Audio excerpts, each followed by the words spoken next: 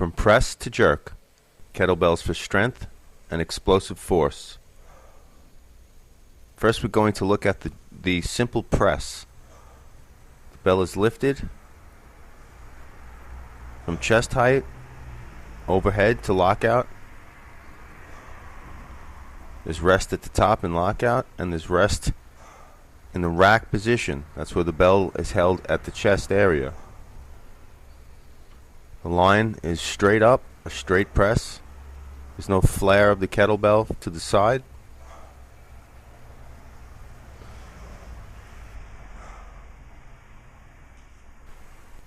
Now we are seeing a long cycle press. Each press has a clean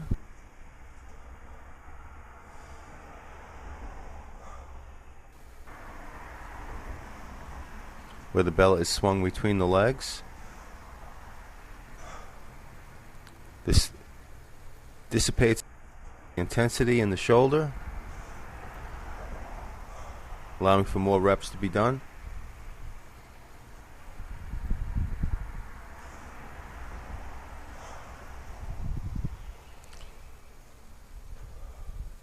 As we watch the long cycle press,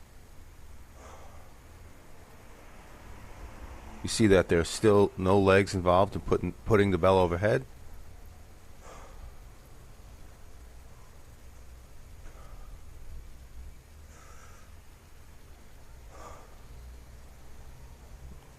Rest in the rack. A brief moment of rest at the top and lockout.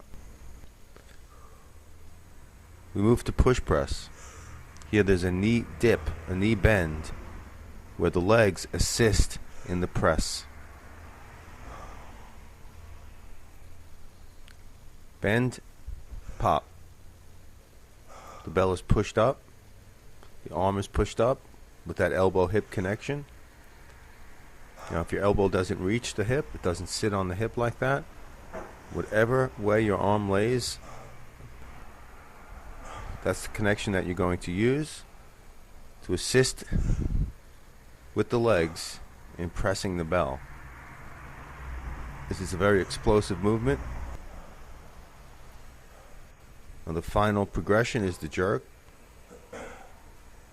The jerk uses a single dip, and then you'll see a jump under.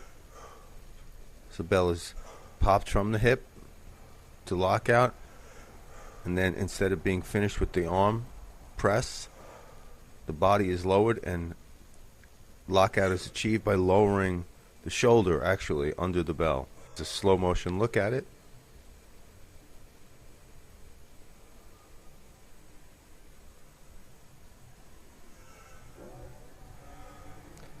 In this way we use about 80% legs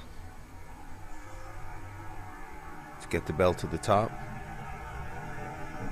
So we not only work on strength, but speed and explosiveness.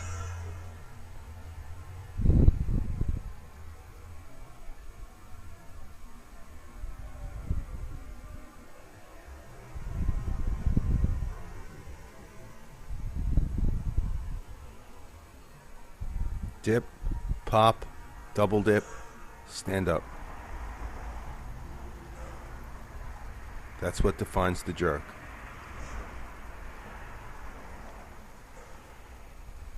As we watch these final reps, I want you to think about the differences that we went over: the press, the long cycle press, the push press, and the jerk.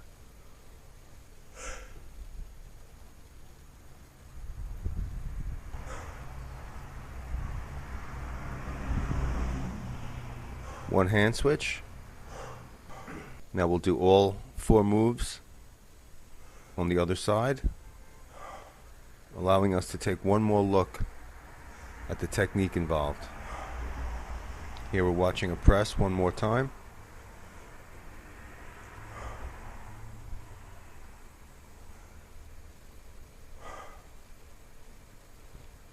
The bell is lifted from the shoulder to lockout. There's rest at the top in lockout position, and there's also rest in the rack position as the arm and elbow sit against the body. Now we move to long cycle press, where we add a clean, that is swinging the bell between the legs, between each press. There's the clean and a press. In the clean phase, the bell is allowed to be swung between the legs as far back as it will go, using the momentum from the kettlebell mostly to get the bell back up to the rack position.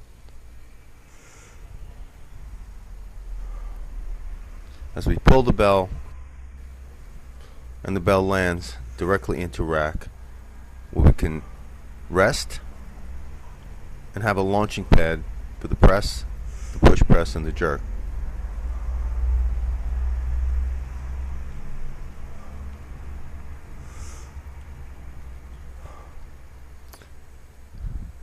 Now we move to push press.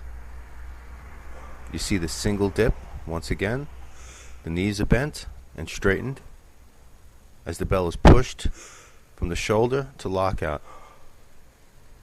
The push press is at least 50% legs. The power of the legs is harnessed here, but the press is finished with the arm.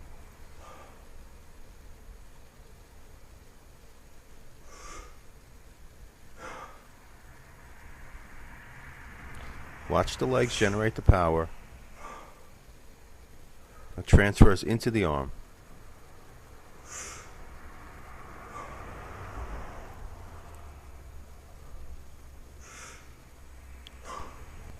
Lastly, the jerk once again. Here the pop is more explosive. The bell is driven up. The heels come off the floor and then are planted as the body lowers under the bell. There's a dip, a pop, a double dip as we stand up and the jerk is complete.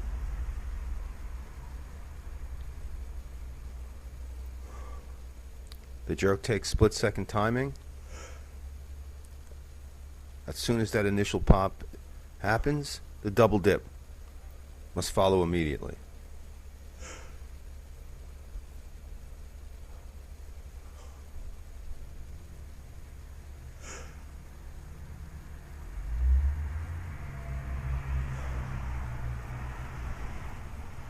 This is the last exercise in the progression.